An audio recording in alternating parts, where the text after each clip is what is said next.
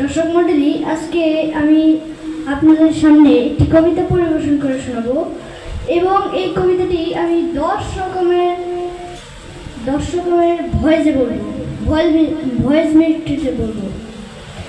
প্রথমে যদি আমরা এটা আমাদের ছোট্ট সোনামণিদের দেই, যারা আপনাদের ছেলেপেলে আছে তার কাছে যদি দেই, তাহলে তারা কীভাবে বলবে?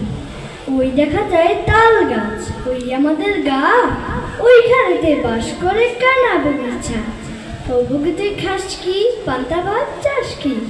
বগি বলে না না, পান্তা আমি খাই না, পুঁটি মাছ পাই না, একটা যদি পাই অমনে ধরে গাপুস গুপুস খাই। এইভাবে যদি আমরা এটা এমন লোকেদের কাছে দেই যাদের গায়ে 32টা দাঁতের মধ্যে 36টা দাঁত ঝরে পড়ে গেছে, তাদের কাছে দেই, তাহলে তারা কি বলবে? ওই দেখো যা তাল গাছ, আমাদের গা, ওখানে তো বাপ করে বাবু কানা বুকের ছা, আমি বুকের জিজ্ঞাসা করলাম, ও বুকু তুই খাস কি, পান্তা ভাত চাস কি?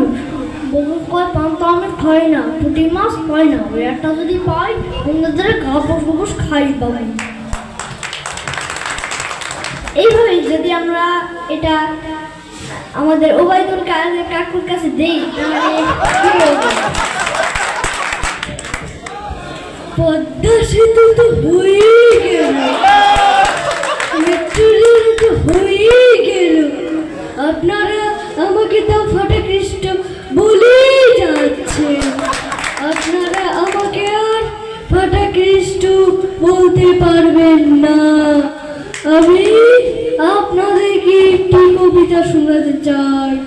ওই দেখা যায় তাল গাছ, ওই আমাদের গা, ওইখানেতে বাস করে কানা বগির ছা। খেলা হবে, পদ্মা সেতু আমাদেরই থাকবে, কেউ নিতে পারবে না।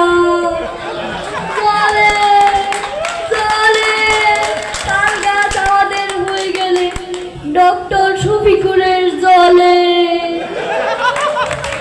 এভাবে যদি আমরা এটা আমাদের বিরোধী দলীয় নেতার কাছে দিই, নেত্রীর কাছে দিই, তাহলে আমি কিভাবে বলবো?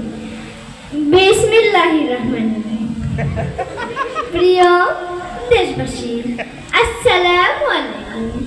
আমি আপনাদেরকে একটি কবিতা শোনাতে চাই। ওই দেখা যায় তাল গাছ,